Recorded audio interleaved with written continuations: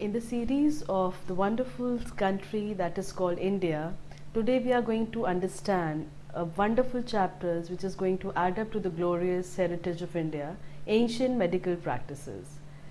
Ancient medical practices in India from Stone Age till today can be classified under various categories.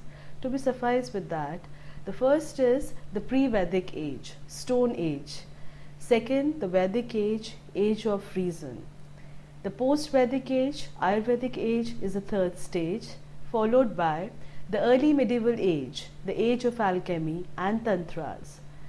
Last but not the least, that is the late medieval age, age of compilation and stagnation.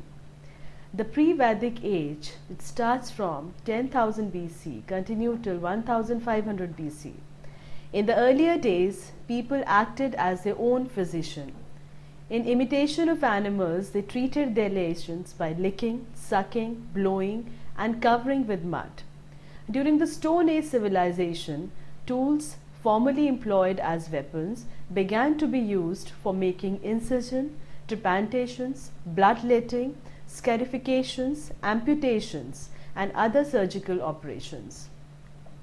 Methods for the treatment of diseases were based on bath, cauterizations by fire, use of limited number of herbs, diet, massage, and the use of purgatives and diuretics accompanied by rituals, spells, incantations, sacrificial offerings, prayers, and weird dances.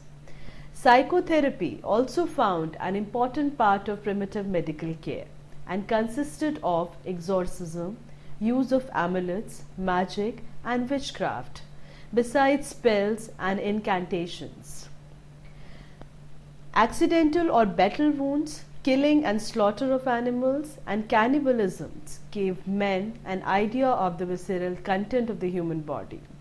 Diseases were believed to be caused by external agents like wrath of gods, possessions by demons, and evil spirit, sorcery, and breach of taboo.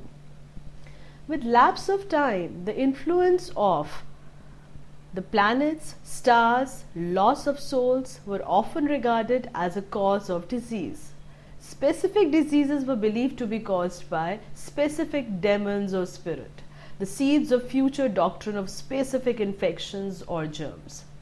With further progress of civilization in the Bronze Age, therapeutic agents like some fruits, cereals, spices, flowers, minerals, animal substances, and isolation of the sick came into vogue.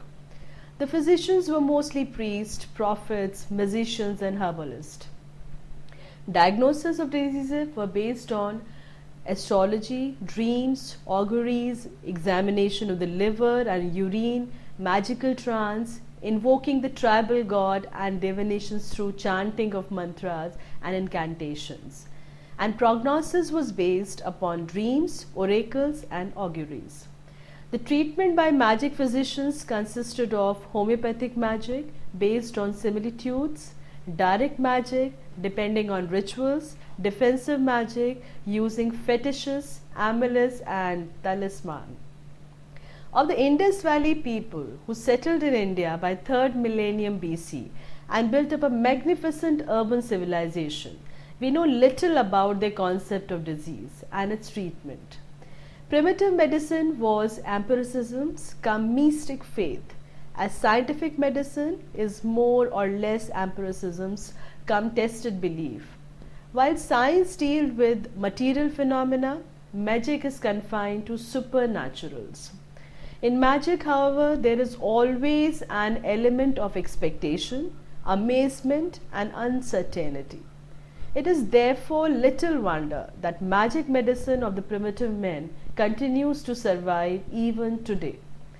The frontier between magic medicine and rational medicine cannot, therefore, be well defined. The Vedic age, that is the second age in this classification, which roughly starts from 1500 BC, continued till 500 BC, where the Aryans who came to India as nomads soon settled down to build an agricultural society dominated by religious rites and sacrifices. The sacred scriptures, the Vedas, which dealt with philosophy and rational thinking about cosmogony, led to a dawn of reasoning. Medicine was developed as an adjunct to religion. For a long and healthy life was considered essential for religious performances. This led to a change in the concept of disease and its treatment. Though yet influenced by mystic faith, magical and religious rites, instances of these are found in abundance in Atharva Veda, which deals extensively with fasting, offering, charms, spell, incantation, magic, sorcery, demonology and witchcraft for the treatment of diseases, along with an increasing use of vegetables product, animal substances and metals as helpful agents. Bath and exposure to sun rays were also recommended for the treatment of diseases. Interesting instances of treatment of diseases by homeopathic magic based on similitude have been described in Kausika Sutra. That is, the treatment of patients suffering from jaundice by keeping a yellow bird tied near the bed of the patient, treatment of dropsy by spraying cold water on the body of the patient, and treatment of a patient suffering from colic pain with the use of an amulet containing the splinter of a spear. The Atharva Veda classifies drugs into two classes. Uyusyani, drugs which prolong life. Second is Bhaisajyani, those which cure diseases. The Atharva Veda enumerates several causes of diseases, both external and internal. Possessions by demons or spirits, wrath of gods, change of season, worm, loss of humoral balance, hereditary, contagion and unwholesome food. The humoral theory of disease finds its first expression in the Atharva Veda. Though in the rudimentary form, the three humorous vota, wind, abhra, phlegm and ausama, bile, in this state of equilibrium were recognized as the basic factors for health.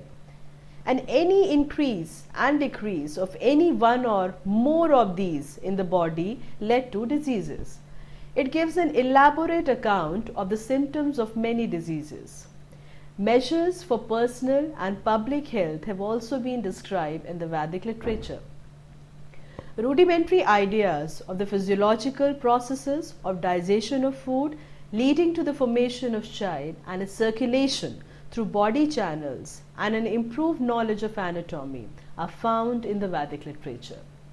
There is a record of 360 bones, 360 bone marrows, 1440 cells, 2880 tendons, the same number of ligaments, 700 vital parts, 100 arteries, 1000 veins, 72,000 nadis, channels, emanating from the heart, 9 orifices, 8 basic elements, Ashtachakra, indicating Ashtadhatu according to the Sayana's commentary in the human body.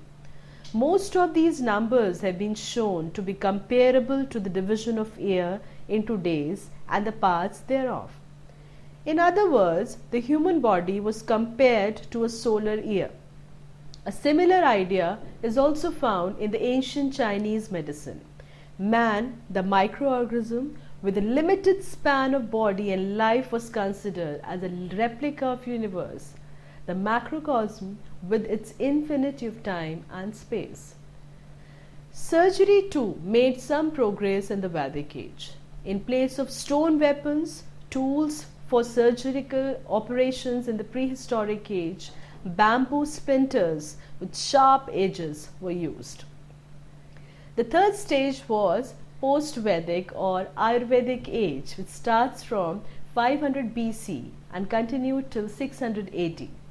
In the post-Vedic age, which may be identified with the Buddhist period of Indian history, Indian medicine reached to its highest peak of glory on a rational or more or less scientific basis. This is also known as the age of Ayurveda, knowledge of life. During this period, the religion of Buddha, or the Enlightened One, was dominating the Indian society.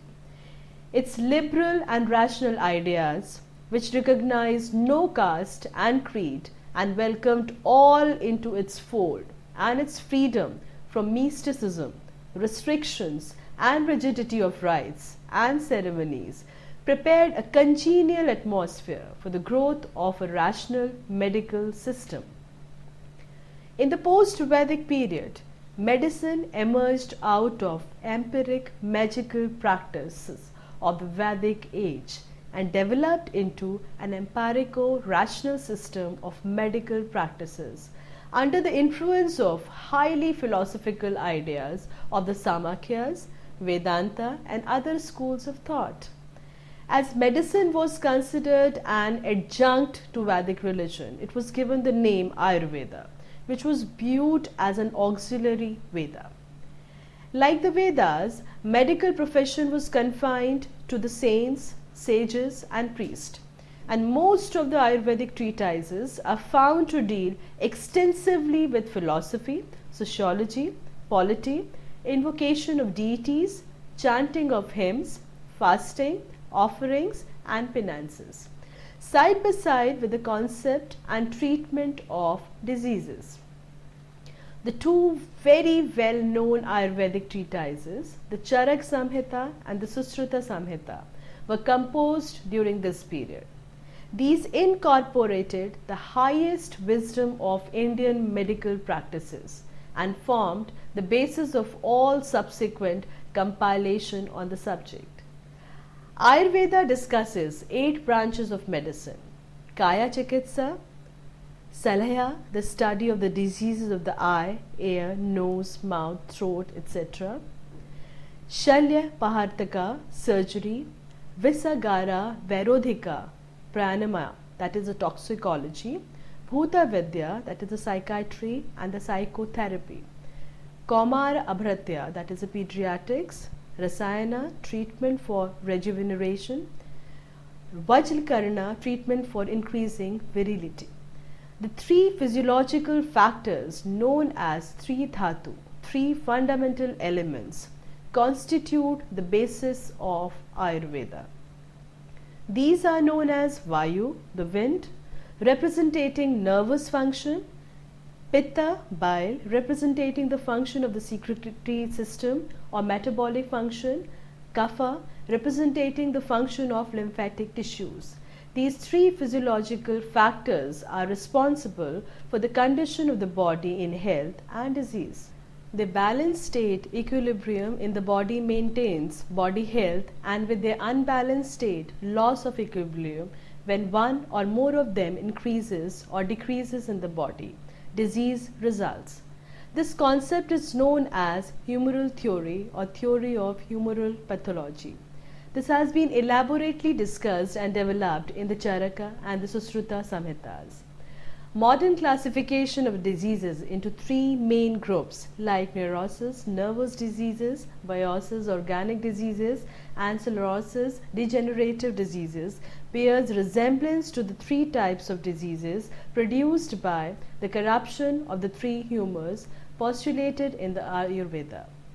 The Ayurveda, however, recognizes 3 groups of basic factors distinguished as dosh, affected humors; dhatus, bodily ailments; malas, waste products, the last 2 being the products of the anabolic upakaya and catabolic apakaya, aspects of the metabolic processes in the body respectively. The Ayurveda, however, recognizes 3 groups of basic factors distinguished as dosh, affected humors; dhatus, bodily elements; malas, waste products, the last 2 being the product of the anabolic upakaya and the catabolic apakaya, aspect of the metabolic processes of the body respectively. The dhatus or bodily elements are counted as 8 in numbers: rasa, rakta, ramasa, meda, asthi, majja, shukra, kaja. These form the corpus of the body, being successive products of digestions of food. The malas, the waste products, are represented by sweat, urine, and feces. The direct or immediate causes of the diseases according to the Charaka and Susruta is an internal one. Due to disturbance in the equilibrium of three humors, though there might be several remote causes of external and internal characters like contact or entry of materials from outside, infections and toxic substances external, non-observance of call of natures, errors of living internal, natural decay from old age internal, seasonal and environmental changes external, etc. Susruta has made an elaborate discussion on the origin and classification of diseases. According to Charak, diagnosis depends upon theoretical knowledge and by application of his own trained senses, meticulous observation of the patient's symptoms and complaints, and should conduct a detailed examination of the patient's appearance, voice, abnormalities, intestinal and other internal sounds, blood and other body fluids and bodily excretions, and study of the possible causes of diseases. Inferences based on previous experience can also be noted down. It deserves as a special notice that diagnosis by feeling of pulse, though widely followed by the Indian physician of the later ages, has not been mentioned in any of the Ayurvedic treatises before the 12th century AD. This method of diagnosis by feeling of pulse was, however, in vogue in Egypt as early as the 6th century BC and in China in the 3rd to 4th century BC. The Chinese developed it into a remarkably reliable fine technique.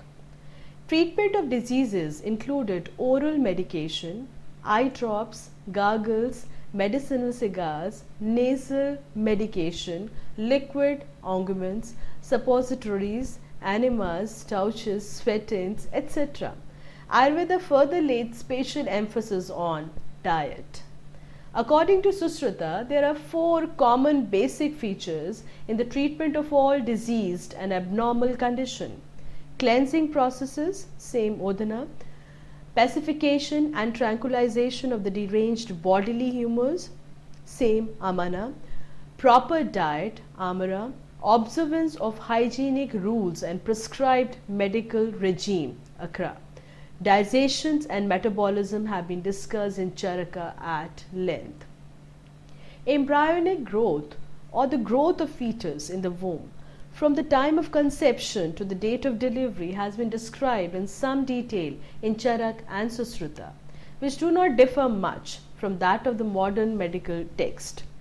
Ayurveda made use of almost all natural drugs of vegetable, animal and mineral origin, as now current in modern medicine. Though there is no mention of any injected drug, the Ayurvedic physicians, however, had a modified type of subcutaneous injection in the form of scarification of scalp and application of medicine to the wound. Prevention of diseases was as much an aim of Ayurveda as a curative remedial measures. Susruta had devoted a considerable space for keeping the body resistant to diseases, which deals with detailed hygienic measures. Measures for public health with directions against pollution of water have been described in Dharmashastras of Manu and others.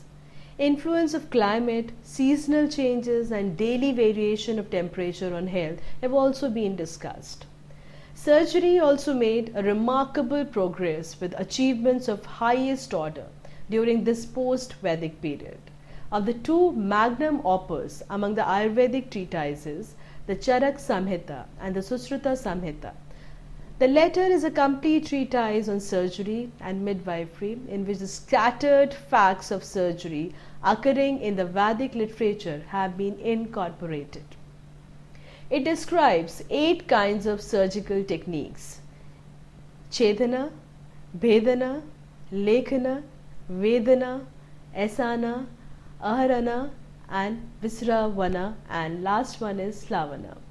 Surgery in the Susruta is characterized by its remarkable operative technique, accurate diagnosis and thoughtful after treatment. Sushruta has described most of the surgical diseases and discussed their causes, symptoms, and complications. Some of the achievements of the ancient Indian surgery may be noted here as described in the Sushruta: plastic surgery, rhinoplasty and otoplasty, laparotomy, ophthalmic surgery, lithotomy, and craniotomy. It has described 121 varieties of surgical instruments, most of which resemble those used by the modern surgeons: caustic, tessera, cautery, agni, cotton pad or lint, piota, silk worm gut, swara, sponge bandage, irrigator, disinfectants, kesaya, liniments, alepana, and paste or ointment, kalika, have been mentioned as important accessories material for surgical operation. The only anesthetic material mentioned is alcohol. Sterilization of water by boiling, heating in sun, and by insertion of hot bricks has been recommended by Sushruta. Sushruta has strongly recommended dissection of dead bodies for the study of anatomy as an essential part of training for the students of surgery. According to Ayurveda, all treatments have four objectives: Purusha, the human patient with mind and body; Dravya, the drugs, appliances, instruments, etc.; Kriya, medical and surgical method; and Kala, seasonal and climatic factors, the time and frequency of medication and surgical treatment. Ayurveda therefore does not conceive disease as the affection of an isolated part of the body, but as one which influences the patient as a whole, his mind and body together. Treatment is therefore recommended in the light of this conception. It thus approaches the modern concept of disease, which forms the basis of what is known as medical anthropology. Ayurveda also enjoined elaborate moral and ethical code for the physician, like that of the Hippocratic Oath. According to Charak, friendship towards all, compassion for the ailing, devotion to the professional duties, and a philosophical attitude to cases with fatal endings are the four cornerstones of medical practice.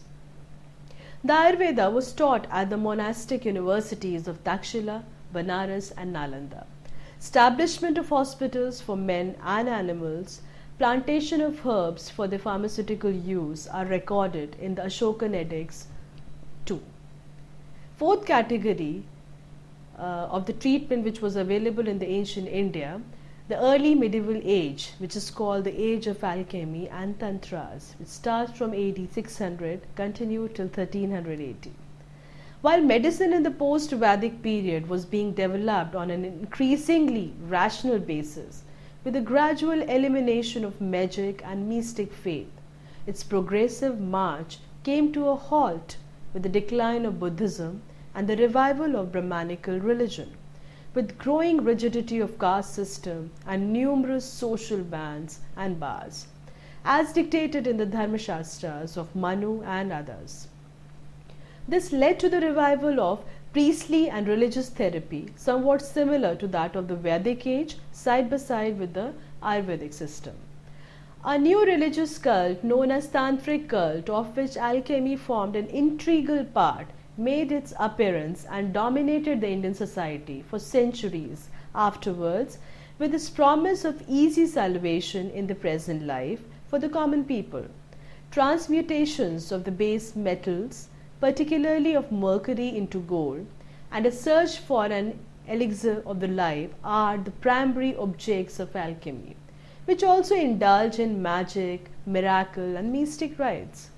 According to Tantras, the body can be made non-decaying and immortal by the use of mercury and its preparation, by the yogic breathing and exercises, and by the use of gold prepared by the transmutation of base metals.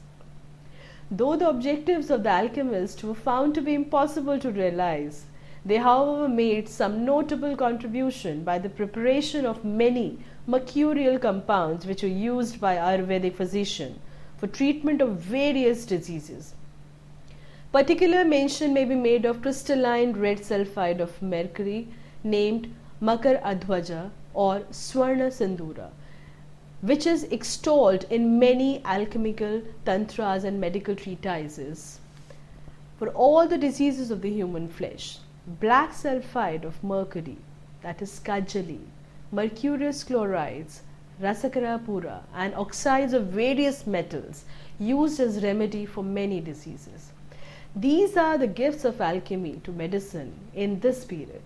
The great Indian alchemist Nagarjuna was a most important contributor in this respect and rendered no small service to the cause of Indian medicine by composing Uttarakhanda portion of Susruta Samhita. Among some important Ayurvedic treatises of this period, mention may specially be made of Ashtai Gahardya of Vagbhatta, 8th century AD, Nidana of Madhavakara, 8th century AD, Siddha Yoga of Randa, 10th century AD, and Chakradatta of Chakrapani, 11th century AD. But these treatises make no further contribution to the progress of medicine beyond what is recorded in Charaka and Susruta. Antiseptic measures by fumigations with burning resins and gums, control of bleeding after operation by the use of astringents, cauteries, cold and tying of the bleeding vessels as described in Ashtanga of Vagbhatta. While discussing the properties of substances, dravya, for the selection as drugs, Ayurvedic physicians, Susruta, Vagbhatta and others, laid a sound basis of materials, medica, therapeutic and pharmacology of Indian medicine. Feeling of patient's pulse as a method of diagnosis of disease was possibly first introduced during this period by Gikit Satuoka, 12th century AD. In a number of tantric treatises, a fairly elaborate account of the nervous system in human body is found in connection with the description of yogic exercises prescribed for the devotees of the cult, while in the Vedas, the Charaka or the Susruta, heart is regarded as a center of consciousness, as was the case with the ancient Egyptian and Chinese. In Tantras, on the other hand, the seat of consciousness was transferred to the brain or the cerebrospinal system. Aristotle's view of heart as a center of consciousness was similarly replaced by Galen, who attributed this function to the brain.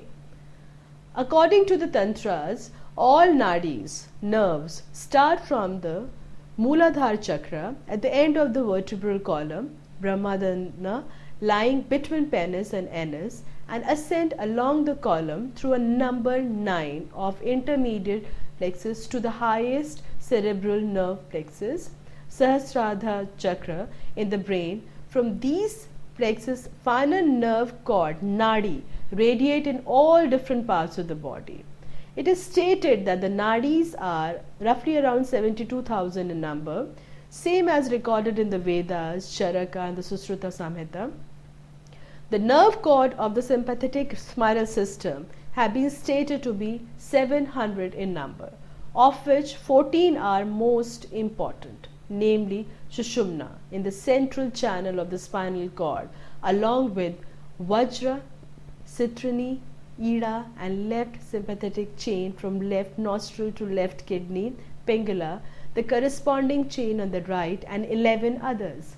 Similar descriptions are also found in the later Upanishads, while Charak and Susruta have made no distinction between nadis, dhamanis, irjas and ragas with their functions.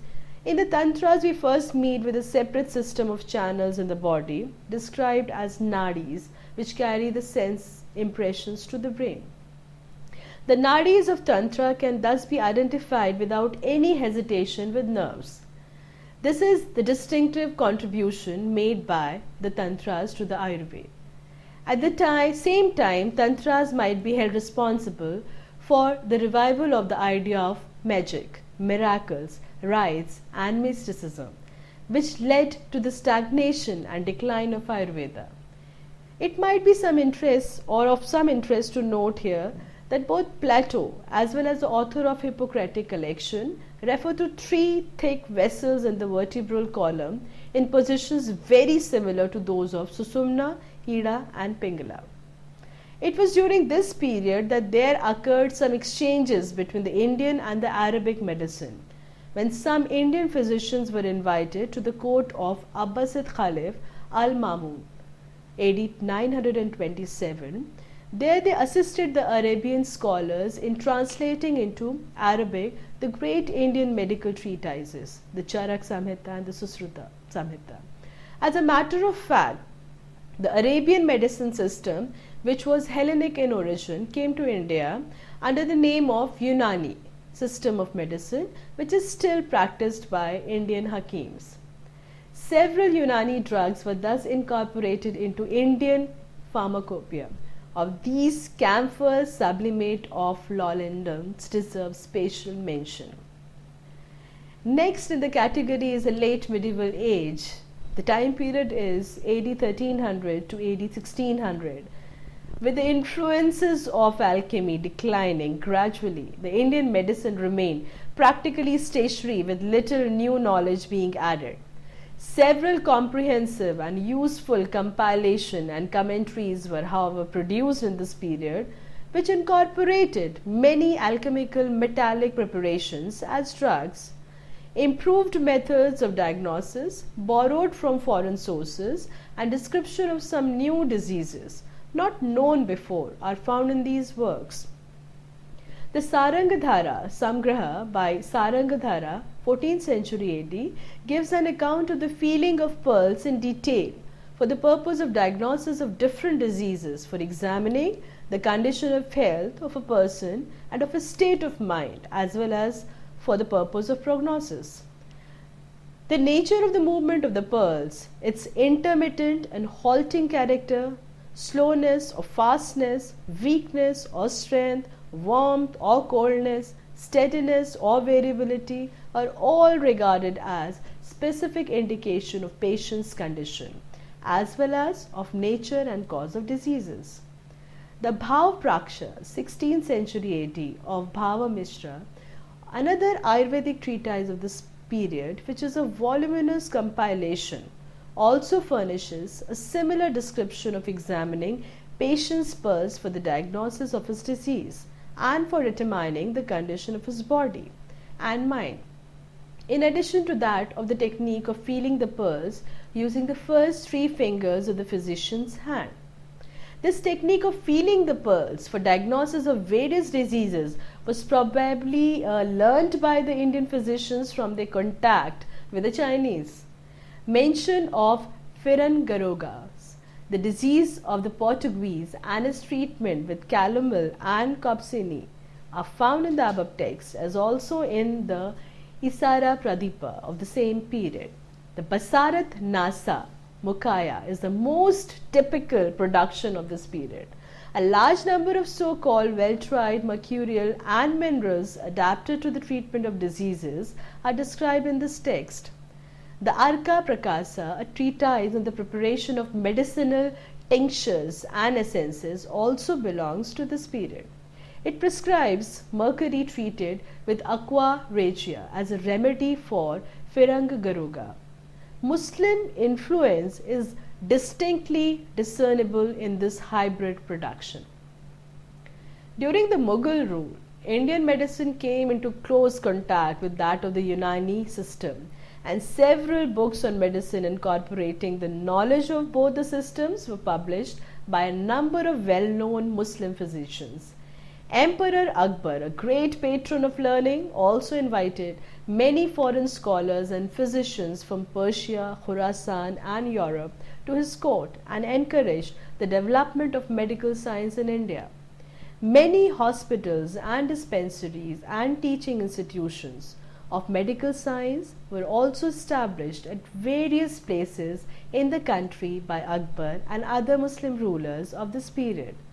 But no new knowledge might be said to have been added to the Indian medicine or any real progress achieved. Unani Tib is the name given to the medical practice brought to India with Islam, which began to have a major impact on India starting with the Afghan invasions of Gujarat in the early 11th century. The word Unani, which is sometimes spelt as Unani, is an Indian representation of the name Ionian.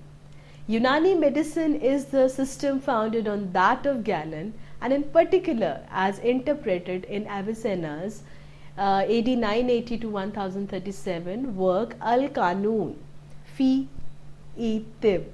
Unani medicine is still very much alive in India today, and it is fascinating to consider that a fundamentally Galenic medicine is still in contemporary practice.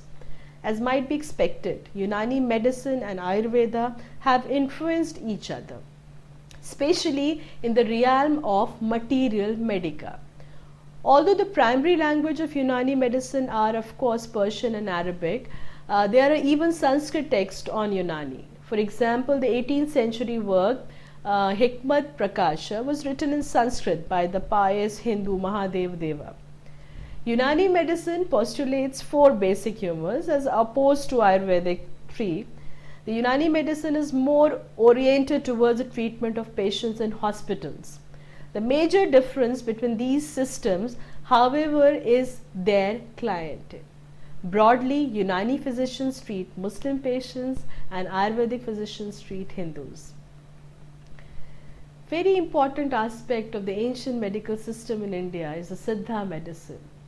In South India, a system of medicine evolved in the Tamil-speaking areas that was different in certain conception from Ayurveda, known as Siddha medicine. This was and is primarily an esoteric, alchemical and magical system apparently strongly influenced by Tantric thought and Ayurveda. It is marked by a greater use of metals, in particular mercury, than in the case in Ayurveda, and holds particular reverence for a substance called Mupu, which is believed to hold potent power for both physical and spiritual transformation. Taking the pulse is more prominent as a diagnostic procedure in Siddha medicine than in Ayurveda, and it has been suggested that Ayurvedic pulse diagnosis, which is not common before the late 13th century, was borrowed from Siddha medicine. The semi-legendary founders of Siddha medicine include Bogar, which is believed to have travelled to China, teaching and learning alchemical law. Other legends include stories of a Siddha called Ramadevar who travelled to Mecca, assumed the name Yaqub and taught the Arabians the alchemical art. Another form of medicine which was practiced in ancient India was astrological medicine.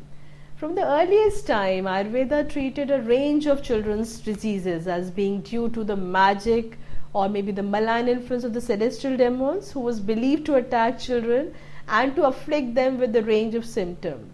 The Sanskrit word graha was later used to mean planet, although grahas are clearly described as celestial beings in the Sushruta Samhita. The later evolution of rites for planetary propitiations are clearly aimed at the same types of influence. The literature of Indian astrology and religious law include texts for specifying the planets as well as prognostications regarding such matters as pregnancy, the sex of unborn children, the interpretation of dreams, sickness and death. Private booklets containing invocations for pacifying the planets as well as prayers and rituals for safeguarding children were not uncommon. As an ancient and influential treatise on law and conduct says, one desirous of property, of removing evil or calamities or rainfall for crops, long life, bodily health, and one desirous of performing magic rites against enemies, and others should perform a sacrifice to planets. A work exemplifying the close relationship between medicine and astrology as therapeutic system is the Virasimha Valoka by Virasimha, which was composed in AD 1383, probably in Gwalior. It treats the etiology and therapy of the groups of diseases from 3 distinct points of view, that of astrology, that of religion and that of medicine. Now we come into contact of the Europeans. The Portuguese and the Dutch were the first who came to India. In the first half of the 16th century, the Portuguese arrived in Goa. the first medical book printed in India, and only the third book printed in India was the Colloquies on the Medical Samples and Drugs of India by Garcia de Orta, printed in Goa in 1563. De Orta gathered a mass of materials from the local physicians and learned as much as he could of their methods, even competing with them for rich clients. There was a free and fertile exchange of medical ideas between the Portuguese and the Indians for much of the rest of the 16th century. But despite this promising beginning, the relationship declined, and during the early decades of the 17th century, the Portuguese introduced restrictions that effectively outlawed Hindu physicians. The Dutch East India officials showed great interest in the local flora and fauna of the Malabar coast from the end of the 17th century onwards. Hendrik Walreed, who was appointed governor of the Dutch possessions in 1667, prepared a magnificent series of 12 folio volumes published between 1686 and 1703 in Amsterdam, which contained nearly 800 plates of Indian plants, a work much admired by Sir William Jones. The British arrived in India at the beginning of the 17th century in the form of the East India Company. The influence of John's company grew steadily over the succeeding years until a flurry of battles and political accusations at the start of the 19th century projected the company into the position of de facto government in large parts of India. In 1858, the company was dissolved and India was placed directly under the British Crown. The history of British medicine during this period belongs to the larger context of colonial and imperial medicine and the birth of tropical medicine. But some remarks should be made here about the interaction between the British and the indigenous physicians. During the 17th century, there were relatively small numbers of English traders in India, and like the Portuguese and the Dutch before them, they faced a completely new set of health problems in India. They were keen to learn from the local Vaidya and Hakim, and local remedies and regimens were often adopted. Missionaries were particularly active in both teaching and learning from indigenous practitioners, a task made easier by their mastery over or of the local languages. For their part, the Indians were particularly interested in British surgeons, since in spite of the early evidence of the Sushruta Samhita, surgery had passed almost completely out of practice among the Vaidyas. The French traveller Trevanier reported in 1684 that once when the king of Golconda had a headache and his native physicians prescribed that blood should be let in 4 places under his tongue, nobody could be found to do that, for the natives of the country understand nothing of surgery. 200 years later, Sir William Sleeman observed, "The educated class, as indeed all classes, say that they do not want our physician, but stand much in need of our surgeons. Here they feel that they are helpless, and we are strong, and they seek our aid whenever they see any chance of obtaining it." A persistent factor encouraging the British physicians to adopt Indian method was the sheer difficulty and expense of shipping medical supplies for Europe. When the British Pharmaceutical Company was formally opened there in 1858, the idea of a formal and legally enforceable standard for drugs took hold and caused many British physicians in India to grow increasingly critical of the crudeness of indigenous drugs. Yet in the 1860, economic pressures forced the medical department of the Bengal Presidency to declare that indigenous drugs should be used wherever possible. In the longer term, feelings against Indian medicine hardened, in common with attitudes to all indigenous skills and sciences, and after official government support for Indian medicine ceased in 1835, Ayurvedic and Unani physicians were thrown back on their own private resources for training and practice. After a period of stagnation, Indian medicine, from which it never recovered until after the advent of the British, India came into contact with the modern scientific civilization of the West. She then adopted the study and practice of modern scientific medicines in preference to the indigenous Ayurvedic system. Nevertheless, the indigenous system of medicine still continues to survive in an isolated condition in its old and antiquated form, swearing by the great names of Charak and Sushruta. Science can never progress by isolation and conservative clingings to the past.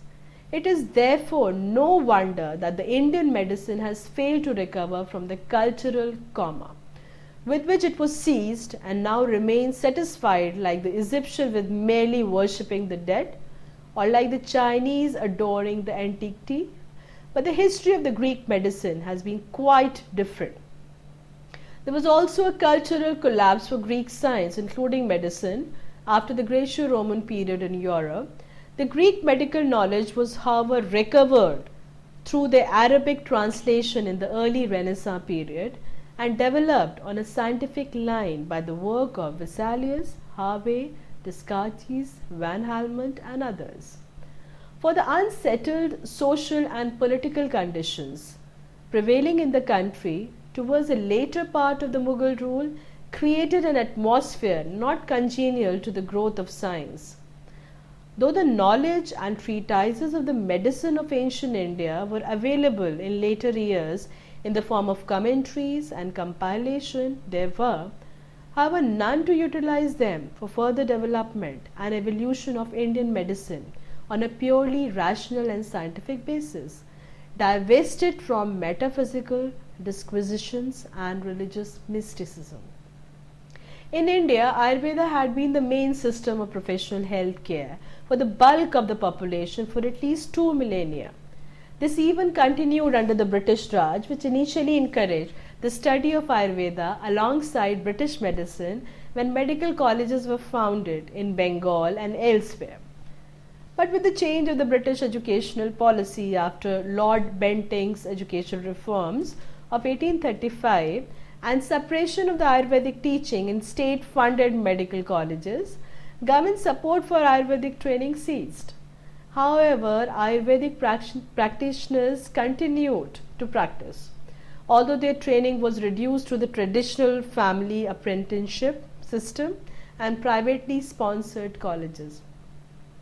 With the rise of Indian independence movement, all indigenous traditions received strong support from nationalists. Since Indian independence in 1947, the Indian government has oscillated between a commitment to modern cosmopolitan medicine and the necessity of grappling with the unavoidable fact that Ayurvedic medicine is widely accepted in India, especially in rural areas. Furthermore, Ayurveda remains strongly identified with Indian nationalistic sentiment. The Indian government has sponsored a number of commissions and studies regarding national health care provision with widely varying outcomes. The current situation is complicated, but the basic fact is that after much debate over several decades, the Indian government recognizes a place for Ayurvedic medicine in its overall health policy. It has become clear, for example, that modern cosmopolitan medicine has not been very successful in penetrating the countryside, and that by contrast, Ayurvedic practitioners are more likely to work in villages. This view was encouraged by Ramalinga Swami report of 1980, which promoted several ideas along the lines of the Chinese barefoot doctors scheme and was accepted as government policy. In 1970, the Indian Parliament passed the Indian Medicine Central Council Act, setting up a Central Council for Ayurveda, thus recognizing and controlling Ayurveda and providing for accredited colleges and standardized qualification. Today, government accredited colleges and universities provide professional training and qualifications in Ayurveda. This training includes some basic education in Western cosmopolitan methods, family plannings and public health. Graduates of such institutions are recognized by the government insofar as they may be employed as the third medical officer at primary health centers and as community health volunteers. Many run successful clinics in urban as well as rural settings. In 1983, there were approximate 100 officially accredited Ayurvedic training colleges in India, many attached to universities. The standard recognized Ayurvedic qualification and the time taken to acquire them is like this. BAMS, Bachelor of Ayurvedic Medicine and Surgery, is 1.5 years degree course including 6 months internship, also known as Ayurved Acharya. MD Ayurvedic, Doctor of Medicine Ayurveda, a 3-year postgraduate degree course open to BAMS or equivalent degree holders only. PhD, Doctor of Philosophy, it is a research degree course of 2 further years. However, private Ayurvedic practitioners also prescribe modern cosmopolitan medicines and treatment, often at the insistence of their patients, and this tends to happen with varying degrees of impunity. For example, many people regard the injections to be a powerful, almost magical cure for most ailments, regardless of the substance injected. Separate vernacular tracts exist which extols the virtues of injection therapies, and physician is often under pressure from his patients to provide injection, even if only of water. The professors are the drug detail men from the pharmaceutical companies. The junior faculties are the pharmacist, chemist in the cities. Each pharmacist chemist has a continuing class of practitioners scattered throughout the neighboring villages. The practitioners will drop into the pharmacist or the chemist shop and say, I'm seeing a lot of conjunctivitis these days. What do you have to do? That's good. And now whatever the best medicine you have, just provide me that, just give me the immediate relief. Government control of indigenous medicines, where it exists at all, continues to be highly pragmatic and based on local politic decision. The idea that Ayurvedic physicians deal purely in innocuous herbs, roots and therapeutic massage is a grossly simplified representation of what really happens in indigenous medical circles today. Attempts are on foot in some quarters today to resuscitate the ancient Indian medicine with its pristine concepts and ideas. In spite of the present state of unprecedented progress of the modern scientific medicine with its astounding achievements in surgery and its discovery of wonder drugs, there is still hope for such projects. Scientific progress can thrive only on reason, and this is the lesson which the past history of Indian medicine holds before us, and it will be our interest not to ignore it. The best service that can be rendered to Indian medicine now is to explore the concepts and ideas of ancient scholars and the vast stock of herbal drugs used by them, in order to discover any germs or the treasures buried therein and unrevealed to them because of their limited knowledge and technique. Though they might have had a faint glimpse of the same in their own intuitive way, this can only be done by competent scholars trained in modern scientific ways. Today in India, the patient or indeed the healthy person may take any of whatever is available path towards greater health. There exist physicians of cosmopolitan medicine, Ayurveda, Unani as well as others we have not mentioned, such as homeopaths, naturopaths, traditional bone setters, yoga teachers, massage, enema therapists, faith healers, famous gurus, traditional midwives and the wandering specialists who remove the wax from ears, so on. The variety is overwhelming, both as a subject of study and as a subjective experience. Sushruta, known as a father of surgery, practiced plastic surgery in India 2600 years back, and he practiced skill as early as 600 BCE. He used cheek skin to perform plastic surgery to restore or reshape the nose, ears and lips with incredible results. Modern plastic surgery acknowledges his contribution by calling this method of rhinoplasty as the Indian method. There's a list of surgical instruments which is mentioned by Sushruta, which are roughly around 125. The Hindus were so advanced in surgery that the instruments could cut a hair longitudinally. Sushruta worked with 125 kinds of surgical instruments, which included scalpels, lancets, needles, catheters, rectal speculums, mostly conceived from jaws of animals and burrs to obtain the necessary cribs. He also defined various methods of stitching, the use of horsehair, fine thread, fibers of bark, goats' guts, and the ants' heads. Sushruta described the details of more than 300 operations and 42 surgical processes in his compendium Sushruta Samhita. He minutely classifies surgery into 8 types. Aharyam, extracting solid bodies. Bhedyam, excisions. Chedyam, incisions. Ashyam, probings. Lakyam, scarifications. Vedhyam, puncturing. Visravyam, evacuating fluids. Sivyam, suturing. The ancient Indians were also the first to perform amputations, cesarean surgery, and cranial surgery. For rhinoplasty, Sushruta first measured the damaged nose, skillfully sliced off skin from the cheek, and sutured the nose.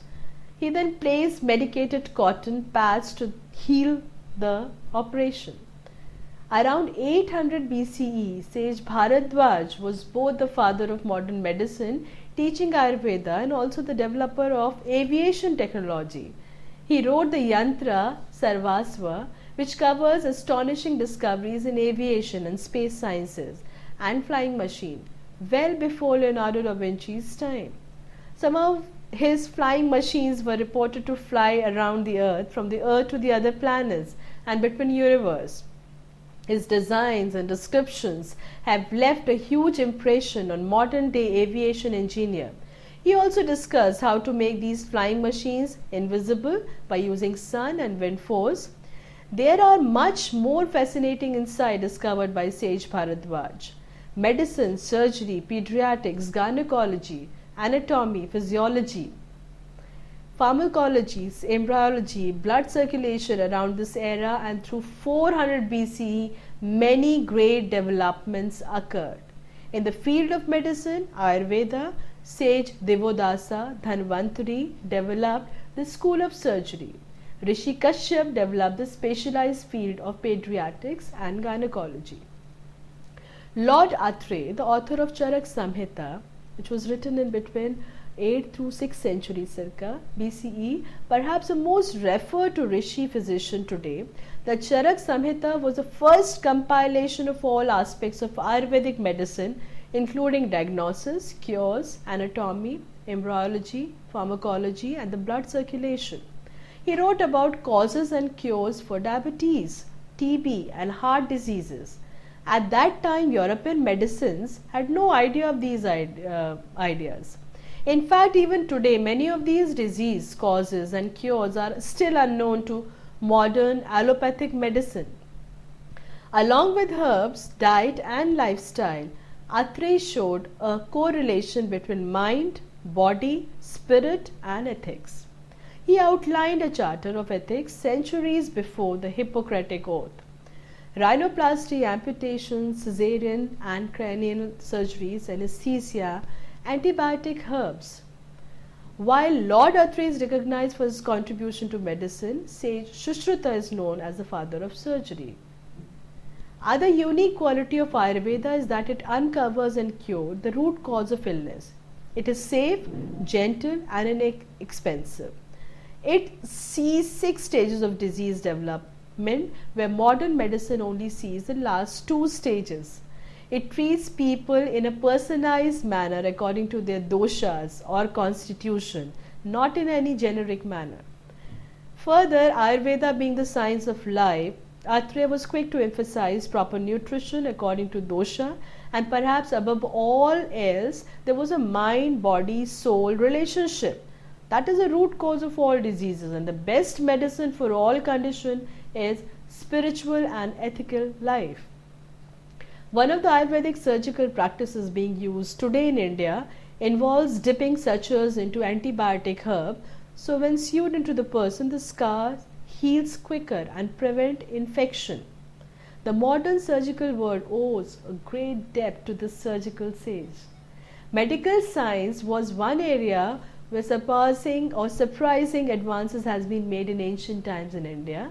Specifically, these advances were in the areas of plastic surgery, extractions of the cataract, dental surgery, etc. These are not just tall claims. There is a documentary evidence to prove the existence of these practices. So why not preserve such a rich cultural past? Thank you.